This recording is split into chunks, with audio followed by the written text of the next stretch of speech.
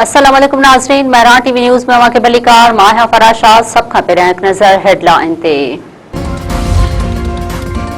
वज़ीर आला बलोचिस्तान सरफराज़ बुगटी चयो आहे त दुश्मन अंसर बलोचिस्तान खे गैर मुस्तहकम करण जी कोशिश पिया कनि। जेके मुल्क खे विरहाइण चाहिनि था उहे अहमक आहिनि। हिन वक़्तु सूबे में अमन अमान जी सूरत हाल थोड़ी ख़राब थी रही आहे। मुल्क में अजीब साज़िश थी रही आहे। सियासी पार्टियुनि खे चवां थो सियासत खे दहशतगर्दीअ सां न गॾियो। रियासत के सियासत जी न पर रियासत के रियासत की जरूरत है।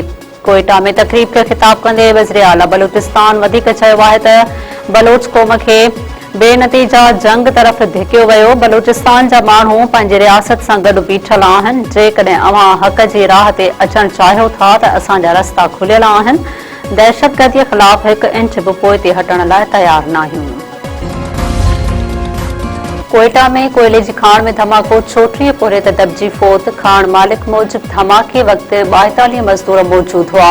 धमाको मथे गैस जे करे थियो। 8 ॿियनि मजदूरनि जी ॻोल्हा जारी। वज़ीर आला बलूचिस्तान सरफराज़ बुगटी वाक़े जी रिपोर्ट तलब करे वरिती। सरफराज़ बुगटी चयो आहे त ग़फ़लत या कोताही कंदड़नि ख़िलाफ़ कार्रवाई थींदी।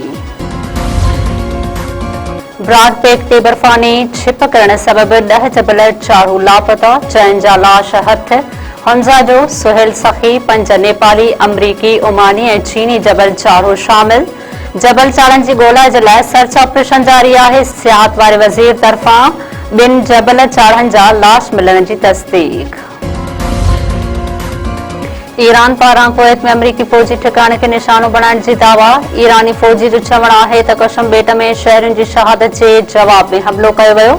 जहाज़नि जे हैंगर्स, मवासिलाती निज़ाम ऐं फौजी सामान जे गोदाम खे निशानो बणायो वियो। पासदारनि इनकलाब पारां उर्दन ऐं बहरीन में बि अमेरिकी अॾनि ते हमलनि जी दावा। अमेरिका 3F-35 जहाज़ तबाह करण जी ईरानी दावा खे रद्द करे छॾियो।